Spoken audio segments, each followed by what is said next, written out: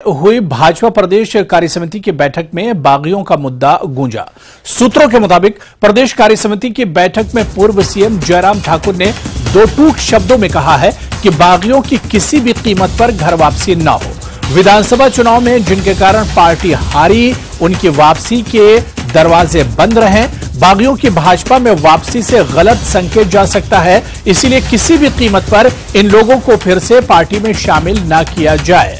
तो शिमला में भाजपा की अहम मीटिंग हुई है और इस मीटिंग में खासतौर से बागियों पर निशाना साधा गया। शिमला में हुई भाजपा प्रदेश कार्यसमिति की बैठक में बागियों का मुद्दा गूंजा। सूत्रों के मुताबिक प्रदेश कार्यसमिति की बैठक में पूर्व सीएम जयराम ठाकुर ने दो टूक शब्दों में कहा है कि बागियों की किसी भी कीमत पर घर वापसी न हो। विधानसभा चुनाव जिनके कारण पार्टी हारी है, उनकी वापसी के दरवाजे बंद रहे। बागियों की भाजपा में वापसी से गलत संकेत जा सकता है, इसीलिए किसी भी कीमत पर इन लोगों को फिर से पार्टी में शामिल न किया जाए। और चलिए इसी खबर पर और बातचीत करने के लिए राजेंद्र हमारे सहयोगी शिमला से हमारे साथ जुड़े हुए हैं। राजेंद्र, शिमला में भाजपा की प्रदेश कार्यसमिति की बैठक हुई है और इस बैठक में खासतौर से पिछले जो चुनाव हुए हैं, उन चुनाव में बीजेपी के जो बागी थे उन्हें एक बड़ा मुद्दा बनाया गया है। बिल्कुल, बैठक प्रदेश कार्यसमिति की बैठक थी और बैठक में विषय था कि केंद्र सरकार के 9 साल जो पूरे हुए हैं उनमें केंद्र सरकार की बड़ी उपलब्धियों को जनता के बीच में ले जाया जाएगा और बूथ स्तर तक इस अलग अलग कैंपेन 3 लेवल की कैंपेन चलाई जाएगी, जिसके माध्यम से बूथ स्तर तक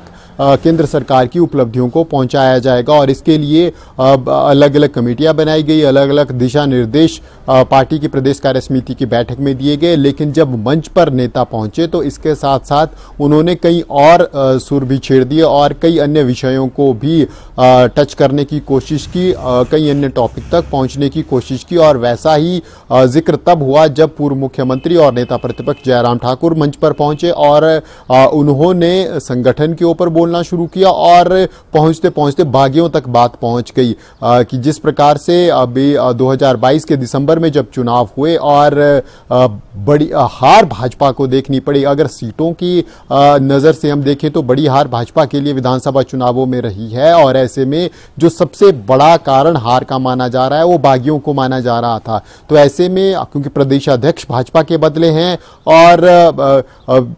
बदले माहौल में क्योंकि संगठन का विस्तार भी होना है, हो सकता है कि प्रदेश कार्यसमिति और जो बड़े पद खाली हुए हैं, चाहे वो उपाध्यक्ष के पद हो या तमाम पद हो, उनको जब भरा जाएगा तो ऐसे में बागियों की वापसी के ऊपर भी चर्चा शुरू हो गई थी। जैसे ही डॉक्टर राजीव बिंदल प्रदेश अध्यक्ष बने थे तो चर्चा शुरू हो गई थी कि कुछ लोग जो विधानसभा चुनावों में भाजपा के साथ नहीं चले हैं, निर्दलीय चुनाव जिन्होंने लड़ा है या फिर अपने भाजपा के प्रत्याशी के साथ नहीं चले हैं, उनको जब पार्टी ने बाहर निकाला था तो उनके घर वापसी की चर्चाएं भाजपा के अंदर शुरू हो गई थी और उसको लेकर खुले मंच पर जयराम ठाकुर ने संगठन को भी सीधे सीधे अपना संदेश दे दिया है और कार्यकर्ताओं तक तो अपनी बात पहुंचा ही दी है कि ऐसे लोग जो विधानसभा चुनावों में 2022 के विधानसभा चुनावों में भाजपा के विरुद्ध चले थे और जिनके कारण भाजपा सत्ता से बाहर हुई थी, उनकी किसी भी कीमत पर घर वापसी नहीं होनी चाहिए, भाजपा में वापसी नहीं होनी चाहिए, ताकि एक स्पष्ट संकेत जाए कार्यकर्ताओं के लिए कि चुनावों में अगर भाजपा के विरुद्ध चलेंगे, संगठन के विरुद्ध चलेंगे तो परिणाम भुगतने पड़ेंगे। लेकिन इसमें बड़ी बात यह है कि ऐसा क्या जरूरत आन पड़ी कि इस प्रकार के बयान अब भाजपा में मंचों से दिए जाने लगे। हालांकि एक क्लोज्ड कार्यक्रम था, सूत्रों के हवाले से ही हमारे पास भी खबर है, केवल भाजपा के जो वरिष्ठ कार्यकर्ता हैं उन्हीं का ये एक प्रदेश कार्यसमिति में चुनिंदा लोग ही शामिल होते हैं। लेकिन फिर भी अपने कार्यकर्ताओं के समक्ष अपनी स्पष्ट संदेश नेता प्रतिपक्ष की तरफ से दिया गया, पूर्व मुख्यमंत्री की तरफ से दिया गया। अब देखना यह होगा कि संगठन की तरफ से इसके ऊपर क्या विचार होता है, क्या बागियों की वापसी होती है नेता प्रतिपक्ष के इस रुख के बावजूद क्या डॉक्टर राजीव बिंदल और संगठन में विचार के बाद इन बागियों को वापस लिया जा सकता है? क्योंकि ऐसा ही वाकया हमने देखा जब चेतन ब्राक्टा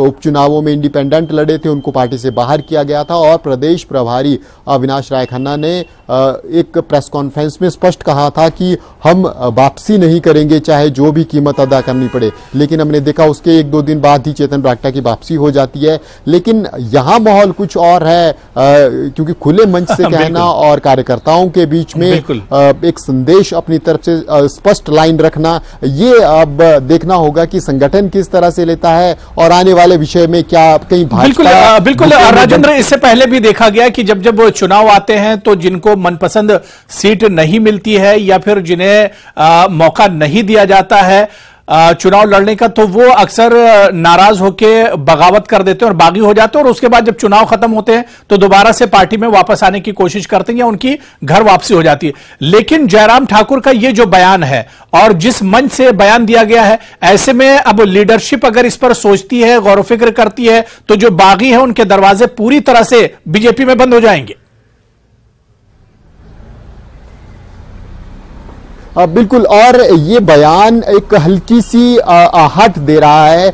गुटबाजी की भाजपा के अंदर, क्योंकि इस प्रकार के बयान हमने देखा बहुत कम देखने को मिलते हैं। लेकिन अगर इस प्रकार के बयान आ रहे हैं तो प्रदेश अध्यक्ष, क्योंकि पहले जो प्रदेश अध्यक्ष थे सांसद सुरेश कश्यप, वो कहीं ना कहीं जयराम ठाकुर के करीबी माने जाते थे, उनकी सहमति के साथ चलने वाले माने जाते थे। अब प्रदेश अध्यक्ष डॉक्टर राजीव बिंदल आए हैं, ये थोड़े अपने विचार के व्यक्ति हैं, जो सही लगता है वो करने की कोशिश करते हैं, इनकी अपने नजरिए से जो समीकरण राजनीतिक बैठते हैं उसके ऊपर अधिक विश्वास रखते हैं। तो ऐसे में अब क्या किस तरफ से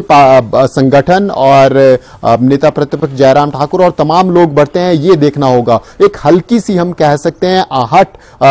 गुटबाजी की या फिर अपने अपने कुनबे को संभालने की जो कोशिशें हो रही हैं, वो इस पूरे बयान में झलक कर आ रही है। जिस प्रकार से प्रदेश कार्य समिति की बैठक में ये वक्तव्य नेता प्रतिपक्ष की तरफ से दिया गया है, तो अब देखना होगा कि आगे, क्योंकि लोकसभा चुनाव भी हैं, किस तरह से पार्टी आगे बढ़ती है। विधानसभा चुनावों में हमने देखा भाजपा को यही मार झेलनी पड़ी। हमीरपुर संसदीय क्षेत्र से एक के बाद एक बड़े से बड़े नेता, बड़े से बड़े राजनीतिज्ञ धुरंधर जो है तो वो धराशायी हुए, विधानसभा चुनाव हारे। चाहे रमेश धवाला, रविंदर रवि या फिर ऊना जिला की बात करें, सतपाल सत्ती को छोड़कर तमाम नेता हार गए। हमीरपुर जिला की बात करें, तमाम भाजपा के बड़े से बड़े नेता हारे या फिर टिकट बदल दिए गए। तो ऐसे में क्या वही चीजें इन लोकसभा चुनावों में भी देखने को सामने आती है या फिर पार्टी इकट्ठे बैठकर एक मंच पर सहमति के साथ आगे बढ़ती है? ये देखना होगा कि कितना विधानसभा चुनावों से अलग इन लोकसभा चुनावों में पार्टी ग्राउंड पर उतरती है। क्या सिर्फ दिखावे के लिए इकट्ठे होते हैं या फिर सच में इकट्ठा होकर चुनावों को लड़ा जाता है और चारों जो संसदीय सीटें हैं उनको जीतने की कोशिश की जाती है लोकसभा की? बिल्कुल राजेंद्र, अब देखने को बिल्कुल राजेंद्र, अब ये देखना बहुत अहम होगा कि इस बयान के बाद, जयराम ठाकुर के इस बयान के बाद पार्टी लीडरशिप का अगला कदम क्या होता है और किस तरह से इस बयान पर कितना अमल किया जाता है। बहुत बहुत शुक्रिया राजेंद्र शर्मा हमारे साथ इस खबर पर जुड़ने के लिए और तफसील से बातचीत